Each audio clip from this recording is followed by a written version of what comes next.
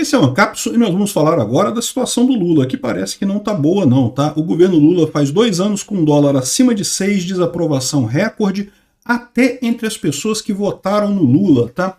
18% das pessoas que votaram no Lula em 2022 estão desaprovando o governo Lula agora. É o que eu falo para vocês, ninguém gosta do Lula, nem quem apoia o Lula.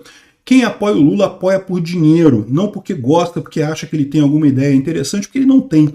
As ideias do Lula são ideias ultrapassadas, ideias que já eram velhas na época que o Lula estava na política de verdade lá no século passado, né? Hoje em dia já são totalmente anacrônicas, totalmente sem sentido. Estão levando a gente para um buraco muito rápido. Vamos entender esse caso aqui, porque as notícias, por mais que o Lula tente vender que estamos numa posição econômica boa, está todo mundo vendo a tragédia que são essas ideias do Lula e ele não tem nada que ele possa fazer para mudar isso, porque como eu falei para vocês, ninguém apoia o Lula, nem quem votou no Lula, nem o STF que colocou o Lula lá gosta do Lula. Todo mundo faz isso querendo dinheiro. É o mesmo problema que aconteceu com o Biden nos Estados Unidos, que aconteceu com Alberto Fernandes na Argentina. A esquerda, desesperada porque estava perdendo corações e mentes da população, fez uma força danada para colocar um presidente de esquerda no poder. Colocou o cara lá. Conseguiram. A esquerda ainda tem muita força institucional dentro do governo, né?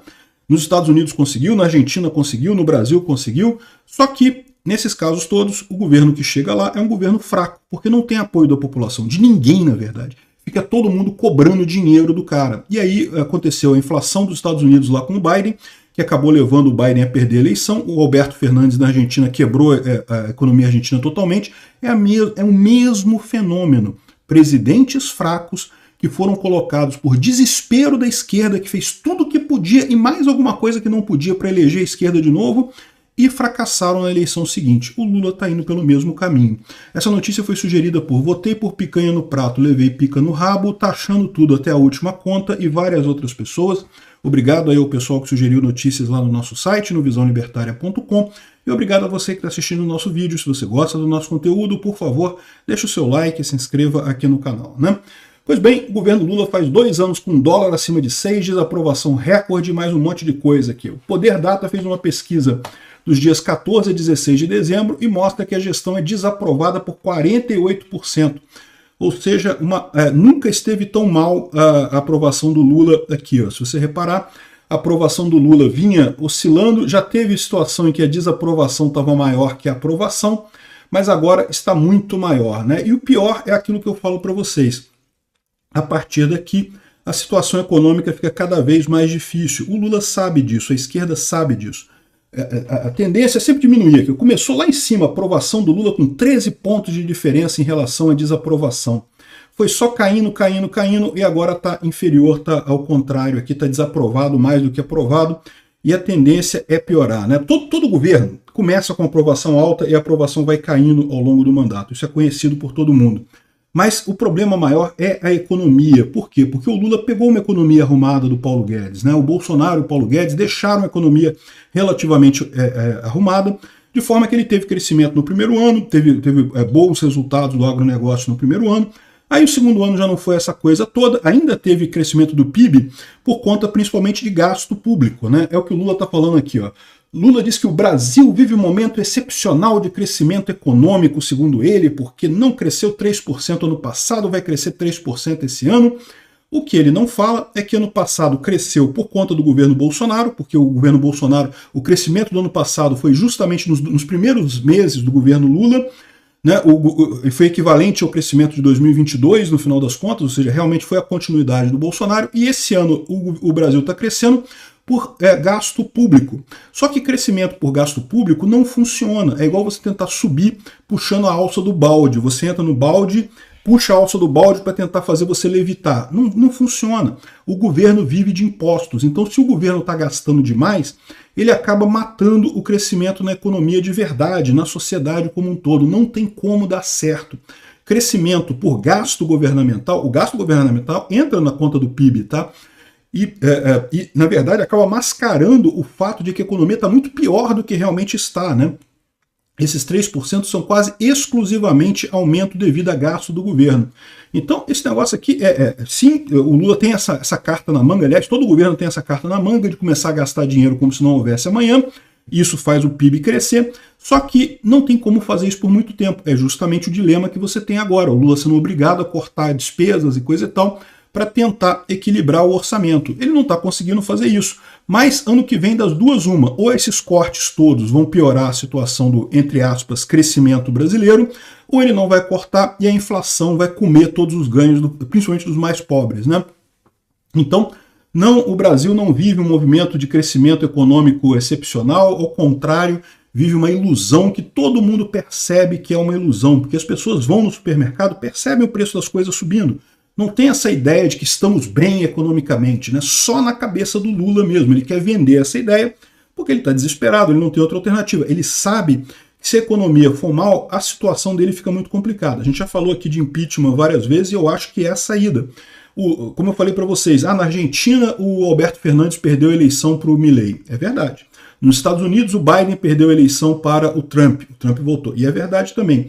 Mas em nenhum desses dois países o judiciário está jogando tão pesado quanto aqui no Brasil. Vai chegar 2026, está arriscado o judiciário tornar inelegível todo mundo, qualquer pessoa que possa fazer qualquer sombra contra o Lula. Vamos chegar no modelo da Nicarágua, o modelo da Venezuela, em que todo mundo que for de oposição é tornado inelegível. Então é melhor a gente ser agressivo e tirar o Lula no impeachment. É a melhor alternativa nesse caso. Por quê? Porque o impeachment, eles não tem como dizer agora que é ilegal, porque já teve tantos impeachments no Brasil, teve impeachment do Collor, teve impeachment da Dilma, por que não pode ter impeachment do Lula, né? Que diferença faz, né? É lógico que o judiciário vai tentar dizer que não pode, que não sei o que lá, mas com a economia indo para o buraco, o pessoal que apoia o STF nessas lambanças também não vai estar com tanta força assim para garantir isso. Então o impeachment é um caminho já trilhado, é um caminho que a gente sabe que funciona. E se impeachment do Alexandre de Moraes é uma coisa mais complicada, porque o Senado, do jeito que está hoje, ele não vai ter um impeachment do Alexandre de Moraes, o impeachment do Lula passa, tá? O impeachment do Lula eu tenho certeza que passa. Enfim, o Lula está chorando isso daqui, ó. Ontem teve uma entrevista muito curiosa, né?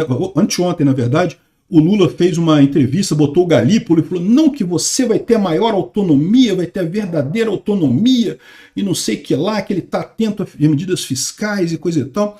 Sendo que, no final das contas, isso só demonstrou que o Lula está mandando no Galípolo, né? Embora ele tenha falado em autonomia, o fato de ele segurar o Galípolo ali, falar com o Galípolo, deu a impressão de que ele está mandando no Galípolo, né? E isso é tudo que o pessoal não queria saber, porque eu falo para vocês, a situação, tudo leva a crer que vai ser muito ruim o ano de 2025. Mas se o Galípolo chegar no Banco Central e resolver baixar a taxa de juros, ou não subir a taxa de juros o que é o suficiente, meu amigo, aí você se segura, porque aí a coisa vai ser catastrófica, né? Aqui, ó, a Fintech Fitch classifica a política fiscal do Brasil como arriscada. Eu diria que arriscada é pouco, meu amigo. A política fiscal brasileira é suicida. E é suicida por um motivo muito simples, aquilo que eu falei para vocês. É o mesmo que aconteceu na Argentina, é o mesmo que aconteceu com Biden nos Estados Unidos. A esquerda, vendo a direita crescer, ela falou, não, caramba, que absurdo, como assim a gente estava controlando tudo, de repente a direita surgiu do nada e não sei o que lá e conseguiu conquistar esse apoio, conseguiu subir, coisa e tal. Temos que parar isso. Como? Temos que voltar ao poder. Temos que conquistar o poder de novo, né? E fizeram tudo que podiam fazer e mais algumas coisas que não podiam para voltar ao poder. Fizeram isso nos Estados Unidos, fizeram isso na Argentina com Alberto Fernandes e fizeram no Brasil também com Lula, né? E outros países também estão fazendo essa história, né? Colômbia, Peru, mesma história.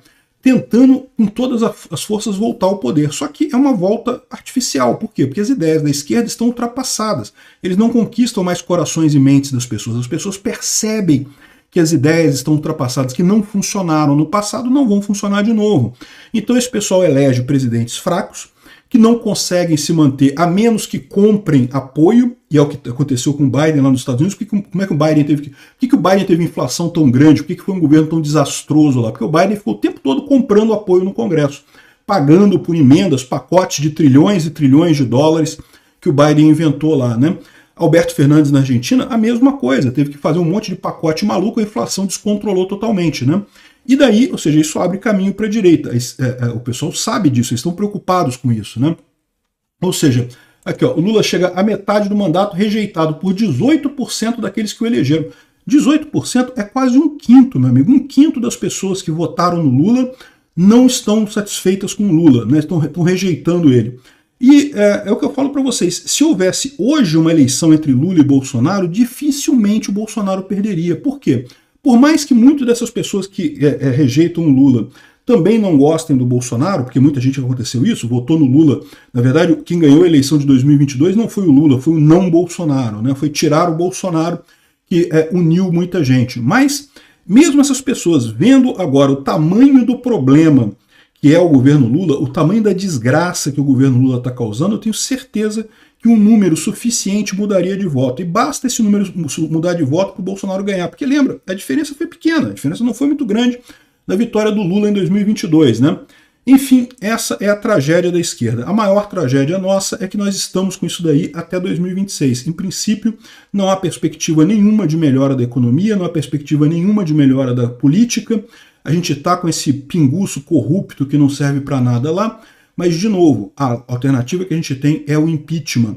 Porque na Argentina e nos Estados Unidos eles conseguiram trocar. É verdade. Por quê? O judiciário em nenhum desses países se intrometeu na política. Na Argentina não se intrometeu. Aliás, a Cristina Kirchner até brigava com o judiciário de lá. Nos Estados Unidos também não se intrometeu. A maioria do STF lá dos Estados Unidos, da Suprema Corte, era inclusive republicana, né?